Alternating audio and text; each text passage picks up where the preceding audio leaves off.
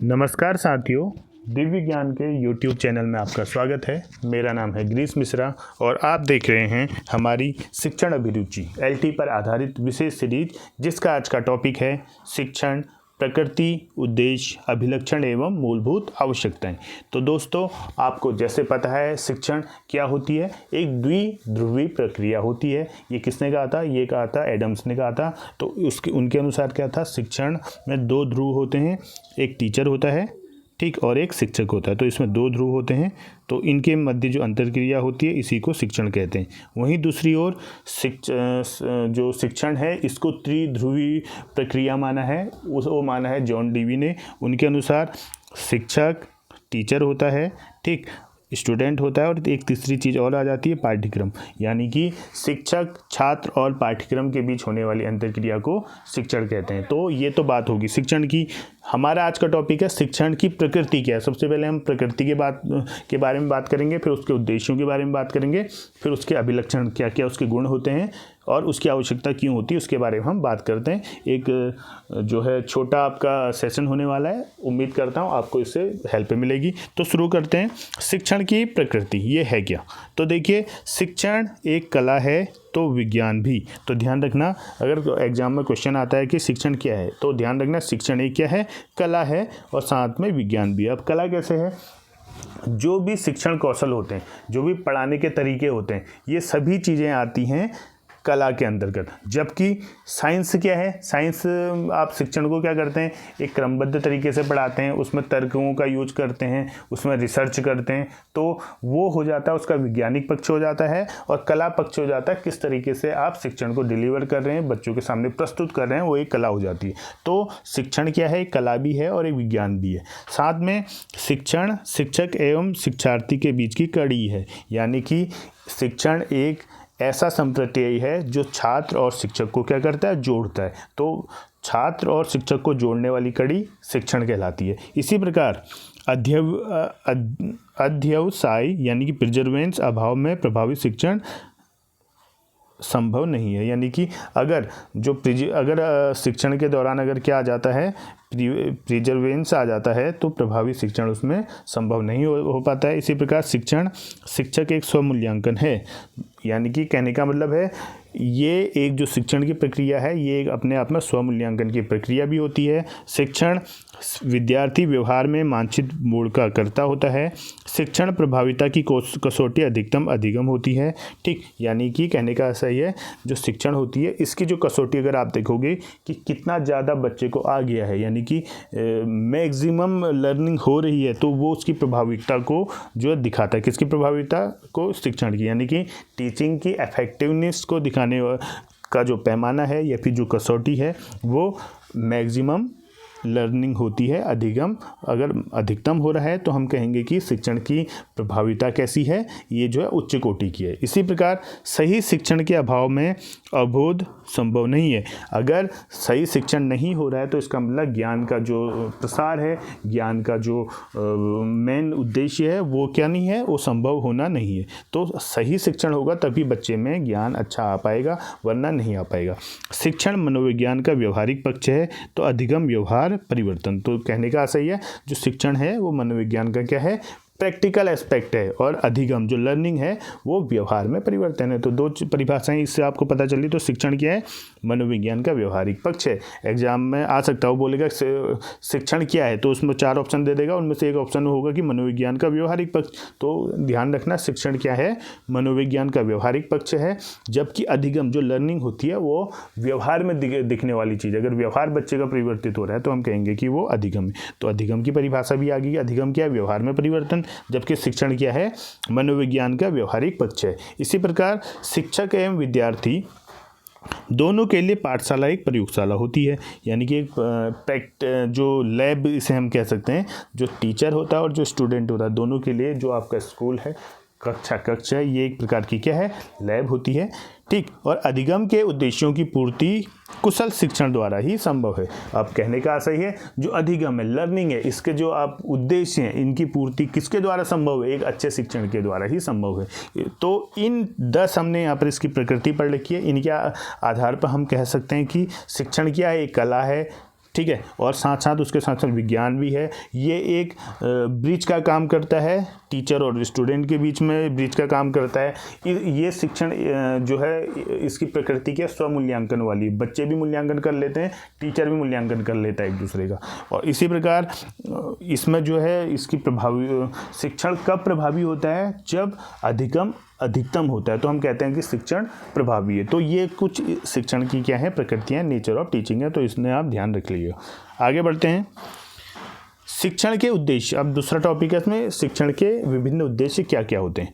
तो ये कह रहा है कि शिक्षा के उद्देश्यों से ही शिक्षण के उद्देश्यों का निर्माण होता है। जो शिक्षा के उद्देश्य होते हैं, जो ऑब्जेक्टिव्स ऑफ एजुकेशन हैं, उन्हीं से ऑब्जेक्टिव ऑफ टीचिंग का क्या होता है, निर्माण होता है। जिस प्रकार शिक्षा के उद्देश्य परिवर्तनशील हैं, यानी उनमें लचीलापन है, उसी प्रकार शिक्षण के उद्देश्य भी क्या हैं, परिवर्तनशील हैं।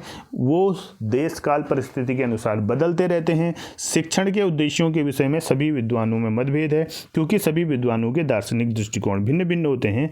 कुछ दार्शनिकों के विचार निम्नवत है। अब कहने का मतलब है, जो शिक्षा है अपने आप में एक बहुत बृहद जो है संप्रत्यय है।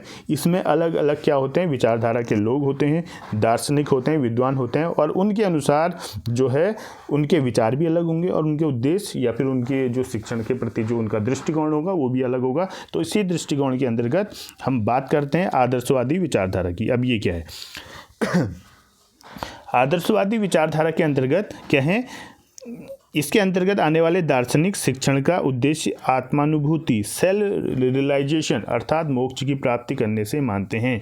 उनका कहना है सा विद्या या विमुक्ति, अर्थात विद्या वो है जो मुक्ति प्रदान करती है। तो कहने का मतलब है, जो आदर्शवादी हैं,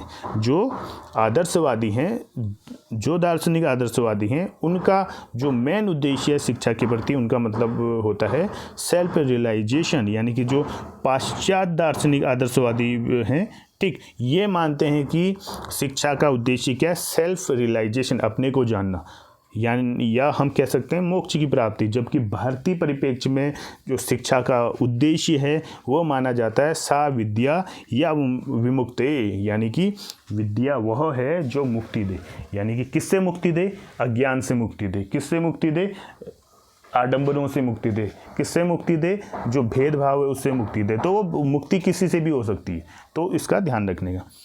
इसी प्रकार हर्बर्ट और जॉन लॉक ये क्या कहते हैं, ये कहते हैं कि हर्बर्ट और जॉन लॉक ने शिक्षा के उद्देश्य बालक का नैतिक एवं चारित्रिक विकास करना ही स्वीकार किया था। तो क्वेश्चन आ सकता है एग्जाम में, किसके अनुसार शिक्षा का उद्देश्य नैतिक एवं चारित्रिक विकास करना है, ठीक, तो उसमें आपको आंसर लिखना है हर्बर्ट और जॉन लॉक। तो हर्बर्ट और जॉन लॉक दो ऐसे दार्शनिक हैं, मनोवैज्ञानिक हैं, जिन्होंने शिक्षा का उद्देश्य बालक का नैतिक एवं चारित्रिक विकास करना को माना है। इसी प्रकार स्पेंसर क्या कहते हैं, ये कहते हैं कि स्पेंसर कहते हैं इनके अनुसार एक ऐसे शिक्षा ठीक है क्या है, स्पेंसर के अनुसार स्पेंसर एक ऐसे शिक्षा शास्त्री है जो संपूर्ण जीवन कंप्लीट लिविंग को ही शिक्षा मानते हैं, अर्थात मनुष्य जन्म से लेकर मृत्यु तक जो भी सीखता है वह शिक्षा है तथा उसे परिपक्व करना ही शिक्षण का उद्देश्य है। तो स्पेंसर क्या मानते हैं, वो मानते हैं कि जो मनुष्य का संपूर्ण जीवन है वो अपने आप में ही एक क्या है, शिक्षा है। अर्थात मनुष्य जब से जन्म लेता है और तब जब तक मर नहीं जाता तब तक वो लगातार सीखता रहता है, और उसका जो उद्देश्य है, यानी कि जो शिक्षा का उद्देश्य है, जो मनुष्य जन्म से मृत्यु तक सीख रहा है, उसका उद्देश्य क्या है, उस सीखने को ही परिपक्व करना, मैच्योर करना। किसको, जो वो जन्म से लेकर मृत्यु तक सीख रहा है उसी को परिपक्व करना ही शिक्षण का उद्देश्य है, ये कहा है स्पेंसर ने। आगे बढ़ते हैं। इसी प्रकार ठीक हो गया। इसी प्रकार नन एक मनोवैज्ञानिक हैं, दार्शनिक हैं नन, वो क्या कहते हैं, नन कहते हैं कि नन का मानना है कि शिक्षा का उद्देश्य बालक व व्यक्ति का विकास होना चाहिए। तो शिक्षा का उद्देश्य व्यक्ति व बालक का विकास, ये किसका मानना है, नन महोदय का है। तो एग्जाम में आएगा कि व्यक्ति व बालक का विकास शिक्षा का उद्देश्य किस निम्न में से किसने कहा है, तो आपने ध्यान रखना जो नन है, ठीक। अब इसमें इंग्लिश में मन लिखा हुआ है, ठीक, तो मन या नन आप जो भी कहें इसमें, इन्होंने क्या कहा है, इन्होंने कहा है कि शिक्षा का जो उद्देश्य है वो बालक और व्यक्ति का विकास होना चाहिए। ठीक, इंडिविजुअल डेवलपमेंट, इसके विषय में नन ने लिखा। अब इन्होंने जो है साथ साथ में जो व्यक्तिगत विकास है उसके बारे में भी लिखा है। उन्होंने लिखा है कि nothing good enters into the human would accept in and thought the free activities of individual men and women and education practices must be shaped to accord with the truth। ठीक है, तो ये कहा है नन महोदय ने। आगे बढ़ते हैं। जॉन डीवी क्या कहते हैं? जॉन डीवी का मानना है कि शिक्षण का उद्देश्य बालक का सामाजिक कल्याण, सोशल वेलफेयर, सामाजिक सेवा, सोशल सर्विस और अच्छी नागरिकता, गुड सिटीजनशिप से के गुण पैदा करना है। तो जॉन डीवी शिक्षण के उद्देश्य क्या मानते हैं? वो बोलते हैं कि अगर सामाजिक कल्याण हो रहा है, सामाजिक सेवा हो रही है, अच्छी नागरिकता अगर बच्चों में विकसित हो रही है, तो ये सभी गुण हैं शिक्षण के। तो शिक्षण के गुण में जो समाज की सेवा, समाज का कल्याण और अच्छी नागरिकता की बात कौन करते हैं? वो करते हैं जॉन डीवी करते हैं। इसी प्रकार शिक्षण के उद्देश्य प्रकार शैक्षिक उद्देश्य जिन्हें हम कहते हैं, इनके अंतर्गत हम इन्हें दो भागों में बांट सकते हैं। एक सामान्य उद्देश्यों में बांट सकते हैं और एक विशिष्ट उद्देश्यों में मान सकते हैं शिक्षण के उद्देश्यों को।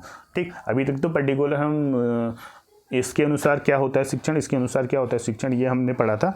अब ये है कि अगर हम इसे कैटेगराइज करें, किन्हें? शिक्षा के उद्देश्यों को कैटेगराइज करें, तो वो दो भागों में डिवाइड हो सकते हैं। एक सामान्य उद्देश्य होते हैं और एक विशिष्ट उद्देश्य होते हैं। तो सामान्य उद्देश्य क्या होते हैं? जो सभी विषयों पर लागू होते हैं, वो सामान्य उद्देश्य होते हैं। और जो पर्टिकुलर विषय पर जो उद्देश्य लागू होंगे वो विशिष्ट उद्देश्य होंगे। जैसे कुछ नियम होते हैं जो सभी विषयों पर लागू होते हैं, वो सामान्य उद्देश्यों में आ जाएंगे। और जो पर्टिकुलर, जैसे विषय की भी तो अपनी एक प्रकृति होती है, उसके गुण होते हैं। जैसे गणित का तर्क शक्ति बढ़ाना है, अंकों को जानना है, जबकि हिंदी में क्या है? हिंदी में आपको जो है शब्दों का ज्ञान रखना है, उसमें भावनाएं आनी है, आपको जो पोइट्री है उसका ज्ञान करवाना है। तो पर्टिकुलर जो सब्जेक्ट के उद्देश्य होते हैं वो विशिष्ट उद्देश्य में आएंगे, और जो उद्देश्य सभी में लागू होंगे उन्हें सामान्य उद्देश्य कहते हैं। तो देखते हैं एक एक करके सामान्य उद्देश्य क्या होते हैं।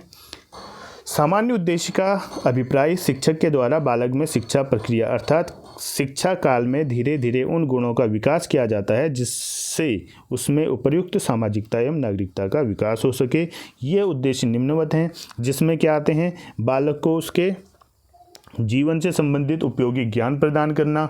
शिक्षण का उद्देश्य बालकों को सीखने के लिए प्रेरित करना है, क्योंकि छात्रों को प्रेरित न होने पर शिक्षण अधिगम प्रक्रिया क्या नहीं होगी? उपयुक्त नहीं होगी। तो ये सामान्य, ये सभी विषयों में आएंगे। उपयोगी ज्ञान देना, सभी विषयों में उपयोगी ज्ञान दिया जाता है। बालकों को सीखने के लिए मोटिवेट करना, ये भी तो सब विषय में दिया जाता है। तो इसीलिए कह रहा हूँ जो चीज़ें हर विषय में अप्लाई होंगी वो सामान्य उद्देश्य में आएगी, जबकि जो उद्देश्य पर्टिकुलर सब्जेक्ट में लगेगा तो हम उसे विशिष्ट उद्देश्य के अंतर्गत लाएंगे। इसी प्रकार बालक की मानसिक शक्तियों का विकास करना सामान्य उद्देश्य है। बालकों में पाई जाने वाली जो प्रवृत्तियां हैं उनमें सुधार करना और मानवीय गुणों का विकास करना। इसी प्रकार बालकों में क्रियाशीलता का विकास करना और उन्हें क्रिया करने का अवसर प्रदान करना। तो ये सभी सामान्य उद्देश्य में आ रहे हैं। और साथ में है बालकों में संवेदनशीलता का विकास करना। तो ये सामान्य उद्देश्य हैं जो लगभग सभी विषयों में अप्लाई हो जाते हैं, इसलिए इन्हें सामान्य उद्देश्य कहते हैं। इसी प्रकार बालकों को प्राप्त सैद्धांतिक ज्ञान को व्यवहारिक रूप में प्रयोग करना, बालकों में वातावरण के प्रति समायोजन यानी कि एडजस्टमेंट विद एनवायरनमेंट की क्षमता उनको प्रदान करवाना, बालकों में आत्मविश्वास तथा आत्मानुभूति करने के योग्य बनाना, बालकों में सृजनात्मक क्षमता का विकास करना तथा सृजनात्मक कार्य के लिए प्रेरित करना, बालकों का मार्ग प्रकटीकरण करना तथा उपयुक्त एवं उपयोगी राह का अनुकरण करने की क्षमता का विकास करना। इसी के साथ बालकों में आत्माभिव्यक्ति यानी आत्माभिव्यक्ति जिसे कहते हैं का विकास करना, जिससे वे अपने अनुभव एवं विचारों को एक दूसरे के समक्ष प्रस्तुत करने में समर्थ हों, और छात्रों की क्रियात्मक पहलू का विकास करना। तो इसमें ये 13 अलग अलग बताए हैं। तो आप ऐसे करके ध्यान रखना, जिन उद्देश्य सामान्य उद्देश्य वही उद्देश्य हैं जो लगभग हर जगह अप्लाई हो जाते हैं, इसीलिए उन्हें सामान्य उद्देश्य कहते हैं। और विशिष्ट उद्देश्य वो हैं जो पर्टिकुलर किसी एक विषय पर क्या होते हैं? लागू होते हैं। आगे बढ़ते हैं। इसी में छात्रों की व्यक्तिगत रुचियों का विकास करना और छात्रों को नवीन ज्ञान के लिए प्रेरित करना है। तो लगभग एक जैसा है। आपने अपने माइंड में एक फ्रेमवर्क बनाना है कि सामान्य उद्देश्य वो हैं जो सब जगह अप्लाई हो सकते हैं। ठीक, अब विशिष्ट उद्देश्यों की बात करते हैं। तो विशिष्ट उद्देश्यों में विशिष्ट उद्देश्य वे उद्देश्य होते हैं जिन्हें अध्यापक कक्षा में निश्चित समय निश्चित बच्चों को निश्चित ज्ञान प्रदान करता है, अर्थात शिक्षक द्वारा 30 मिनट के कालांश में छात्रों को जो विषय से संबंधित ज्ञान प्रदान किया जाता है वह विशिष्ट उद्देश्य कहलाता है। जैसे शिक्षक कक्षा में राष्ट्रपिता महात्मा गांधी पाठ पढ़ा रहे हैं तो शिक्षक को महात्मा गांधी के विषय में जानकारी देना विशिष्ट उद्देश्य कहलाएगा। और जबकि विशिष्ट उद्देश्य अब वो पर्टिकुलर उसके जो मोटिवेशन है, उसका मोटिवेशन आप किसी में भी दे सकते हैं। उनका एग्जाम्पल जो आप मैथ्स में भी दे सकते हैं, उसका एग्जाम्पल आप साइंस में भी दे सकते हैं, बच्चों को मोटिवेट करने के लिए कहीं भी दे सकते हैं, तो सामान्य हो जाएगा। लेकिन पर्टिकुलर जो विषय में आपका जो लेसन है, पार्ट है महात्मा गांधी, ठीक, तो वो पार्ट अगर आप पढ़ा रहे हैं उससे संबंधित जो चीज़ें बता रहे हैं तो विशिष्ट उद्देश्य के अंतर्गत आएगा। अब देखो, जो इसमें सबसे बड़ा योगदान ब्लूम का जाता है, ब्लूम की टेक्सोनॉमी से भी उसे कहा जाता है। तो उनके अनुसार शिक्षण उद्देश्य क्या होते हैं, ठीक, तो देखिएगा इसमें जो ब्लूम महोदय हैं, इनके अनुसार शिक्षण उद्देश्य क्या है। ब्लूम ने शिक्षण उद्देश्यों का विभाजन करते हुए 3 भागों में विभाजित किया है, जिनमें ज्ञानात्मक हैं, भावात्मक हैं और क्रियात्मक हैं। शिक्षा में इनके उद्देश्यों का व्यापक क्षेत्र हो जाता है तथा शिक्षण में इन्हीं उद्देश्यों का प्रचलन वर्तमान में हो रहा है। आपने उद्देश्यों के निर्माण हेतु निम्न सुझाव दिए थे, यानी कि जो ब्लूम है इन्होंने क्या किया था, अपने शिक्षण के जो उद्देश्य दिए थे उन्होंने 3 भागों में बांटा था, ज्ञानात्मक, ठीक, नॉलेज के रूप में, भावात्मक, ठीक, और क्रियात्मक। तो 3 चीज़ें इन्होंने क्या दी थी, शिक्षा के उद्देश्यों को डिवाइड किया था। और उन्होंने क्या कहा था, ये जो उद्देश्य हैं ये जो है व्यापक क्षेत्रों में बटे होते हैं, इन्हीं में शिक्षण में इन्हीं उद्देश्यों का प्रचलन वर्तमान में हो रहा है। तो अब वर्तमान में शिक्षण के किस मनोवैज्ञानिक के शिक्षण के उद्देश्यों का प्रयोग हो रहा है, तो वो है ब्लूम के अनुसार। तो उन्होंने क्या सुझाव दिए थे, इन पर बात करते हैं। पहला सुझाव इन्होंने दिया था, प्रत्येक विषय की प्रकृति भिन्न होती है। सिंपल सी बात है, प्रत्येक विषय अपने आप में क्या होता है, भिन्न प्रकृति का होता है तथा विषयों में उद्देश्य भी अलग अलग होते हैं। जैसे सामाजिक विज्ञान के शिक्षण ज्ञानात्मक तथा भाषा शिक्षण में क्रियात्मक पक्ष का महत्व होता है, ठीक। तो जैसे कहने का मतलब जो सामाजिक विज्ञान है तो उसमें ज्ञानात्मक पक्ष ज़्यादा मजबूत होता है, जबकि भाषा में क्रियात्मक पक्ष ज़्यादा महत्वपूर्ण होता है, ठीक। समाज में सांस्कृतिक, आर्थिक एवं राजनीतिक परिस्थितियों को ध्यान में रखकर शिक्षण उद्देश्य निर्मित किए जाएं तो हितकर होंगे। तो ध्यान रखना कि जो शिक्षण के उद्देश्य हैं वो देश काल परिस्थिति के अनुसार देखे जाते हैं कि कैसी वहाँ की समाज की संस्कृति है, उनकी आर्थिक संस्कृति कैसी है, राजनीतिक परिस्थिति वहाँ की कैसी है। तो सभी को ध्यान में रखते ही शिक्षण के उद्देश्य निर्मित किए जाएँ तो हितकर होंगे। ये बात कही है किसने, ब्लूम ने। इसी प्रकार छात्रों के विकास क्रम तथा विभिन्न स्तरों को ध्यान में रखकर शिक्षण उद्देश्य निर्मित करने चाहिए। एक ही पाठ्य वस्तु को विभिन्न स्तरों पर शिक्षण में कार्य किया जाता है क्योंकि प्रत्येक स्तर पर आवश्यकताएं एवं क्षमताएं अलग अलग होती हैं। अब देखो, अब बात करते हैं जो इनके ब्लूम के अनुसार शिक्षण के उद्देश्य थे, ठीक। तो 3 उद्देश्य हैं, ज्ञानात्मक, भावात्मक, क्रियात्मक। अब इनको देखते हैं, इनके अंतर्गत क्या क्या चीज़ें आती। ज्ञानात्मक में क्या चीज़ें आती, ज्ञानात्मक में 6 चीज़ें आती हैं, जिनके अंतर्गत ज्ञान है, नॉलेज है, बोध है, कंप्रीहेंशन है, प्रयोग एप्लीकेशन है, विश्लेषण संश्लेषण और मूल्यांकन। तो ब्लूम टैक्सोनॉमी के अनुसार जो पहला पक्ष है कॉग्निटिव डेवलपमेंट, उसमें क्या क्या चीज़ें आती हैं, ज्ञान, बोध, प्रयोग, विश्लेषण, संश्लेषण, मूल्यांकन। तो क्या ऐसे करके याद रख सकते हो, ज्ञान, बोध, प्रयोग 3 चीज़ें होगी, विश्लेषण, संश्लेषण, मूल्यांकन। तो सबसे पहले ज्ञान आएगा, फिर बोध आएगा, फिर प्रयोग, फिर विश्लेषण, फिर संश्लेषण, मूल्यांकन। तो 6 आप याद कर सकते हैं, ज्ञान, बोध, प्रयोग, विश्लेषण, संश्लेषण, मूल्यांकन। इसी प्रकार भावात्मक पक्ष में इसमें भी 6 चीज़ें आती है। अब भाव है तो भाव क्या किए जाते हैं, ग्रहण किए जाते हैं हमेशा, ठीक। तो इसके अंतर्गत क्या आते हैं, ग्रहण करना, रिसीविंग, अनुक्रिया, रिस्पॉन्डिंग, अनुमूलन, वैल्यूइंग, विचारना, कॉन्सेप्चुअलाइजेशन, व्यवस्था, ऑर्गेनाइजेशन, और चरित्र निर्माण, कैरेक्टराइजेशन। तो ये 6 चीज़ें इसमें आती हैं। क्या आती हैं, किसी चीज़ को आप ज्ञान को ग्रहण करते हैं, उसके लिए रिस्पॉन्स करते हैं, अनुक्रिया करते हैं, उसका वैल्यूइंग करते हैं, अनुमूल्यन करते हैं, उसके विषय में विचार करते हैं, व्यवस्था उसका ऑर्गेनाइजेशन करते हैं, और चरित्र निर्माण करते हैं। तो ये भावात्मक पक्ष के अंतर्गत आते हैं। तो फिर बताता हूँ, भावात्मक पक्ष में क्या आएंगे, ग्रहण करना, अनुक्रिया करना, अनुमूलन करना, विचार करना, व्यवस्था करना और चरित्र निर्माण, ये भावात्मक पक्ष के अंतर्गत आते हैं। इसी प्रकार इसी प्रकार तीसरा है मनोगत्यात्मक पक्ष, जिसे साइकोमोटर डोमेन कहते हैं। जो तीसरा, इसके अंदर भी 6 चीज़ें आती हैं। इसमें क्या क्या चीज़ें आती हैं? उद्दीपन आता है, यानी कि इसे इम्पल्सन कहते हैं। कार्य करना, मैनिपुलेशन आएगा, नियंत्रण करना, कंट्रोल करना यानी समायोजन, कोऑर्डिनेशन करना, स्वाभाविकरण, नेचुरलाइजेशन और आदत डालना, हैबिट फॉर्मेशन, ये भावात्मक पक्ष के अंतर्गत आते हैं, जिसे साइकोमोटर डोमेन भी कहते हैं। तो क्या क्या चीज़ें आ रही? उद्दीपन, कार्य करना, नियंत्रण, समायोजन, स्वाभाविकरण और आदत डालना, या फिर impulsion, manipulation, control, coordination, naturalization, habit formation. तो ये 6 चीज़ें आती हैं मनोगत्यात्मक पक्ष के अंतर्गत। तो एग्जाम में इन तीन जो इनने उद्देश्य बता रखे हैं, शिक्षण के 3 उद्देश्य बता रखे हैं, तो इनके अंतर्गत वो एक चीज़ को पूछ सकता है कि ये किसके अंतर्गत आता है? ये ज्ञानात्मक के अंदर आता है, ये भावात्मक के अंदर आता है, या ये क्रियात्मक के अंतर्गत आता है? तो ऐसे करके वो पूछ सकता है प्रश्न। तो आपने ध्यान रखना है, इन तीनों चीज़ों को ध्यान रखना है कि ज्ञान में क्या आते हैं। तो आप ऐसे करके याद कर सकते हैं। ज्ञान में तो ज्ञानात्मक पक्ष में ज्ञान भी आएगा, बोध भी आएगा, प्रयोग, विश्लेषण, संश्लेषण, मूल्यांकन आएगा। इसी प्रकार भाव में क्या आएगा? जो चीज़ें ग्रहण की जाती है, ग्रहण करना, या जो क्या बोलते हैं आप भाव के द्वारा अभिव्यक्त करते हैं, ग्रहण करना, अनुक्रिया, अनुमूलन, विचारना, व्यवस्था, चरित्र निर्माण। और तीसरा क्या है? मनोगत्यात्मक है। तो इसमें क्या होगा? पर्टिकुलर उसमें आपको काम करना है। इसका मतलब उद्दीपन है, कार्य करना, नियंत्रण, समायोजन, स्वाभाविकरण, आदत डालना, ये आएंगे जो तीसरा पक्ष है मनोगत्यात्मक पक्ष में। इसी प्रकार शिक्षण की मूलभूत आवश्यकताएं क्या होती है, इस पर बात करते हैं। शिक्षा दर्शन में शिक्षण एक त्रिकोणीय प्रक्रिया है।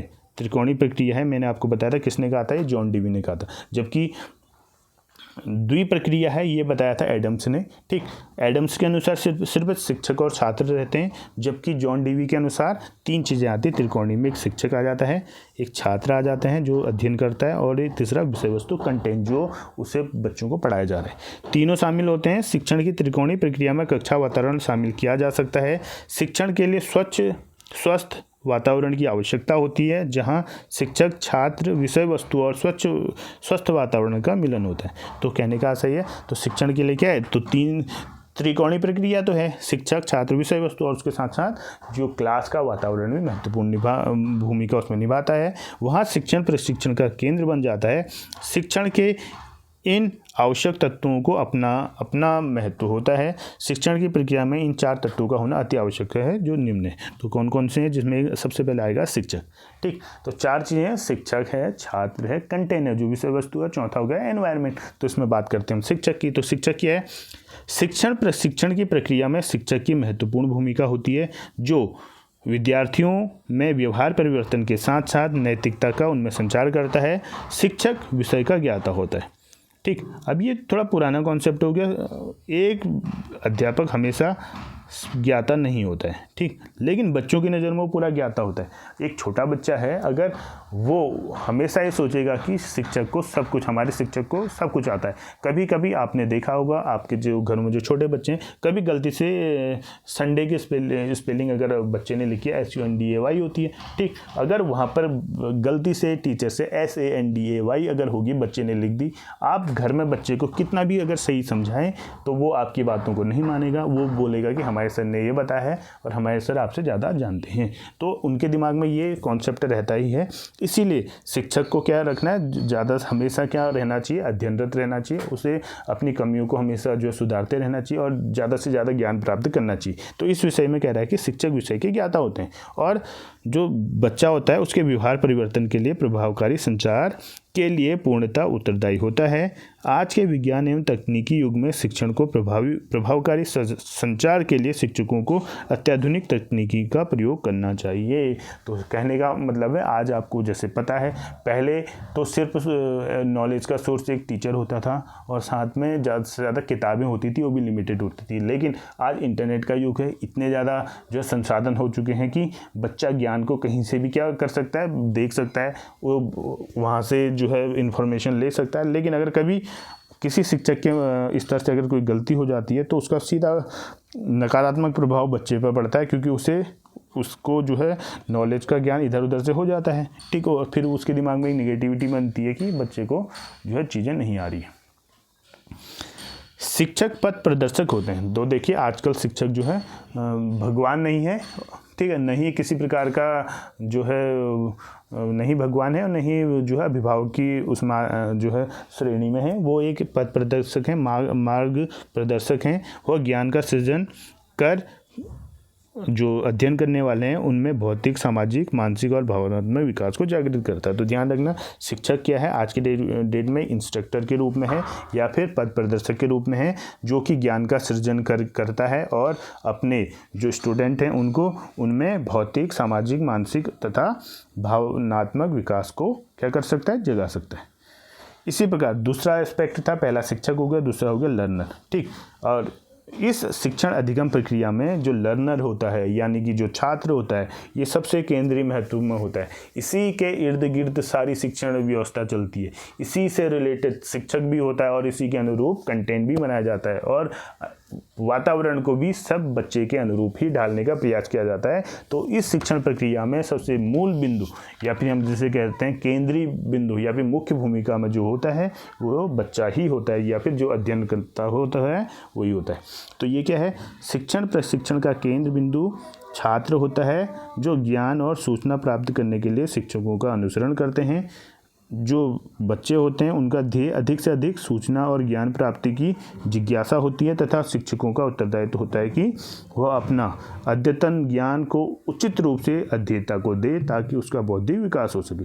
तो कहने का मतलब है केंद्रीय बिंदु कौन होता है, बच्चा होता है, जो अध्येता होता है, अध्येता यानी जो बच्चा लर्नर है वो होता है, और एक अध्येता यानी कि जो लर्नर है उसको एक अच्छा नागरिक बनाना है, उसे जो अधिगम में प्रांगत करने के लिए जो शिक्षक है वो क्या करता है, ऐसा एनवायरनमेंट बनाता है, ऐसा कंटेंट उनको उसके सामने लाता है, ऐसे शिक्षण विधियों का प्रयोग करता है, ऐसे टीएलएम का यूज करता है, शिक्षण अधिगम सामग्री का यूज करता है, जिससे कि जो सीखने वाला है उसका बौद्धिक विकास हो सके।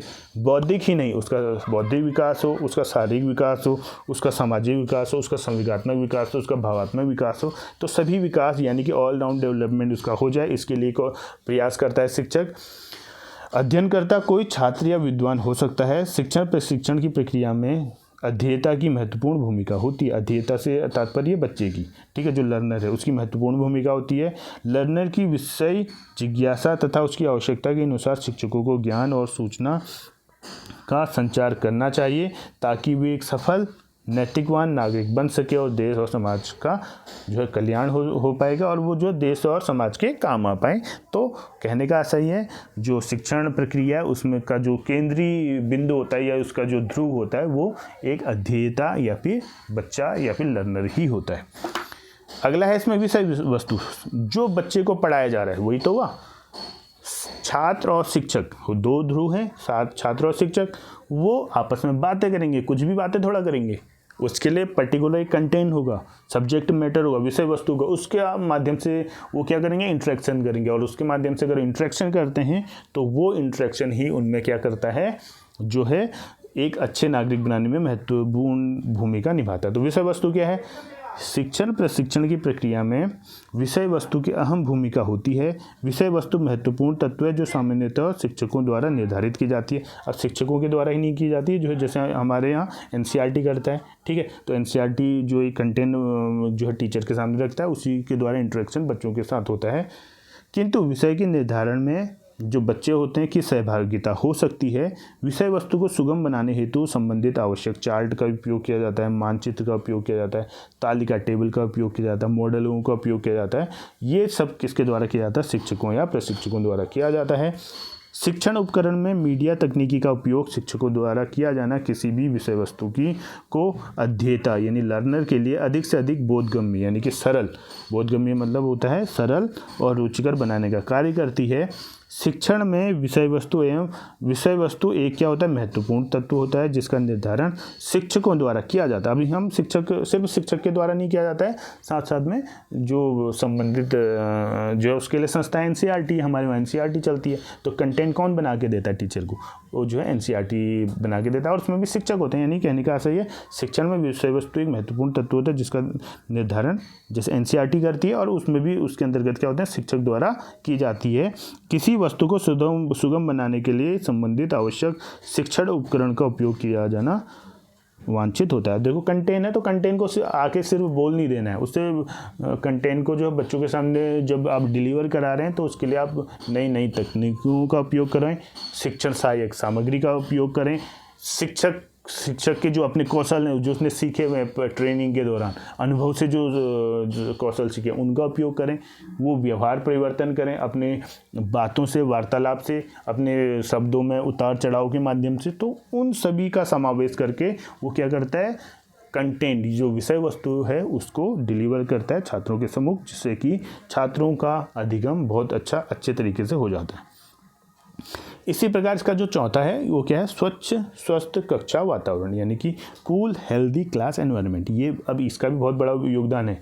छात्र भी है, शिक्षक भी है, कंटेंट भी है, तीनों अपने आप में अव्वल हैं। लेकिन कक्षा का एनवायरनमेंट या जो जहाँ ये लर्निंग हो रही है उसका एनवायरनमेंट अगर हेल्दी नहीं है, वो किसी ऐसी जगह पर है जहाँ शोरगुल ही बहुत ज़्यादा होता है, जहाँ पर बहुत ज़्यादा गंध आ रही है, जहाँ पर साफ़ हवा नहीं आ रही है, जहाँ पर अच्छे प्रकाश की सुविधा नहीं है, वहाँ गर्मी ज़्यादा हो रही है, ठंड ज़्यादा हो रही है, वहाँ बैठने की सुविधाएं नहीं है, तो उसका सीधा साधा जो है फर्क पर किस पर पड़ेगा, शिक्षण पर पड़ेगा और प्रभावी शिक्षण नहीं हो पाएगा। तो इसमें क्या है, शिक्षण का मुख्य उद्देश्य अध्येताओं के बहुमुखी विकास से होता है। यानी कि जो शिक्षण का जो मुख्य उद्देश्य मैं चाहे हम कहीं भी जाएं तो मुख्य उद्देश्य क्या है, जो पढ़ने वाला जो लर्नर है उसका क्या होना चाहिए, मल्टीपल डेवलपमेंट होना चाहिए। और यह तभी संभव है जब शिक्षण प्रशिक्षण के लिए अनुकूल वातावरण हो, क्योंकि शोर शराबा की वातावरण में शिक्षण प्रक्रिया बाधित होती है। इसका प्रभाव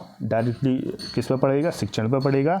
शिक्षण कक्ष का वातावरण पिन ड्रॉप साइलेंस होना चाहिए, यानी कि ऐसा होना चाहिए कि वहाँ पर यानी जब पढ़ाते वक्त ऐसा वातावरण होना चाहिए कि अगर उस कमरे पे एक पतली सी पिन भी गिरी तो उसकी भी आवाज़ सबको सुनाई दे। तो ऐसा साइलेंट होना चाहिए ताकि शिक्षकों द्वारा जो ज्ञान या सूचना अध्येताओं को दी जा रही है वह बिना किसी बाधा के अध्येताओं के पास पहुँचे।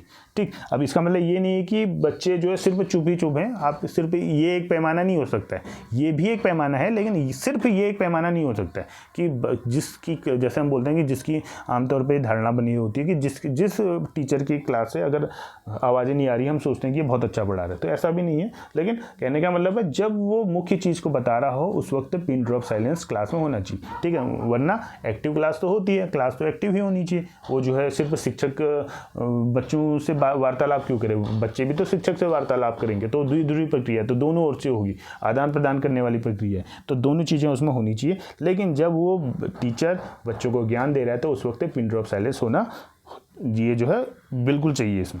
इसलिए शिक्षण प्रशिक्षण के लिए अनुकूल वातावरण के साथ साथ स्वच्छ स्वस्थ कक्षा वातावरण का होना भी आवश्यक है। तो दोस्तों, आज हमने इस महत्वपूर्ण टॉपिक पर शिक्षण की प्रकृति क्या होती है, उसके उद्देश्य क्या होते हैं, तो उद्देश्य अलग अलग मनोवैज्ञानिकों ने क्या बताए हैं, सामान्य उद्देश्य क्या होते हैं, विशिष्ट उद्देश्य क्या होते हैं, ब्लूम ने जो 3 उद्देश्य दिए हैं, ज्ञानात्मक, भावात्मक, क्रियात्मक, उनके बारे में पढ़ा, और साथ साथ में शिक्षण के जो अभिलक्षण हैं उनके बारे में पढ़ा, और उसकी आवश्यकता क्यों पड़ी इसके बारे में हमने पढ़ा है। तो उम्मीद करता हूँ आज का सेशन आपको जो है समझ में आया होगा, और अगर आपको समझ में आया है तो आप अपने दोस्तों के साथ जो है इस वीडियो को शेयर कर सकते हैं। तब तक के लिए धन्यवाद, मिलते हैं अगले टॉपिक पर। जय हिंद, जय भारत।